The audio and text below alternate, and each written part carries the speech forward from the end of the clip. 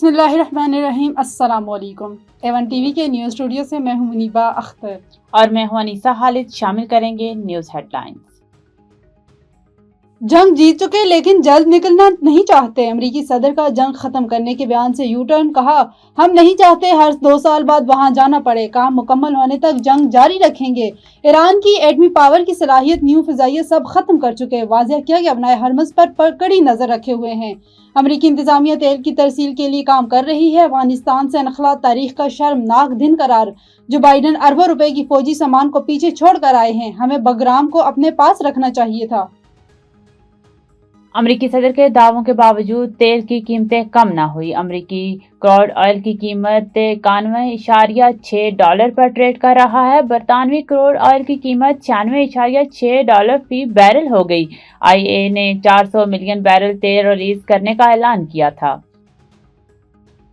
سلامتی کونسل ایرانی حملوں کی خلاف قرارداد منظور، ایران سے فوری طور پر حملے روکنے کا مطالبہ، قرارداد 33 ووٹوں سے منظور۔ روس اور چین نے ووٹنگ میں حصہ نہیں لیا۔ قرارداد بحرین، خلیجی ممالک اور اردن کی حمایت سے پیش کی، پاکستان نے قرارداد کے حق میں ووٹ دیا۔ سلامتی کونسل میں روس کی جانب سے پیش کردہ قرارداد مسترد۔ سلامتی کونسل میں قرارداد پر ایران کا اظہار افسوس۔ ایرانی مندوب نے واضح کیا کہ قرارداد ایران کے خلاف واضح ناانصافی ہے۔ قرارداد زمینی حقائق کو مسخ کر رہی ہے۔ ہم جارحیت کا بنیادی شکار ہیں۔ موجودہ بحران کی اصل وجوہات کو نظر انداز کیا گیا ہے۔ عراق کے قریب سمندر میں 2 غیر ملکی آئل ٹینکرز پر حملہ، آگ بھڑک اٹھی، جہاز کے عملے کا ایک رکن ہلاک، 38 کو بچا لیا گیا۔ ایران نے مخرق میں ایندھن ٹینکس کو نشانہ بنایا، بحرینی وزارت خارجہ کا دعویٰ، گزشتہ روز بھی 3 جہازوں کو نشانہ بنایا گیا۔ پاسداران انقلاب کا حزب اللہ کے ساتھ مل کر اسرائیل پر وار، اسرائیلی آئرن ڈوم اسرائیلی میزائل روکنے میں ناکام۔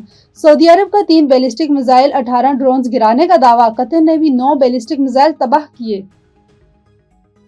نیوز اسٹوڈیو سے فی الوقت اتنا ہی۔ مزید کسی بھی خبر سے باخبر رہنے کے لیے دیکھتے رہیے even T V. A1 TV، سب پہ نظر، اندر کی خبر۔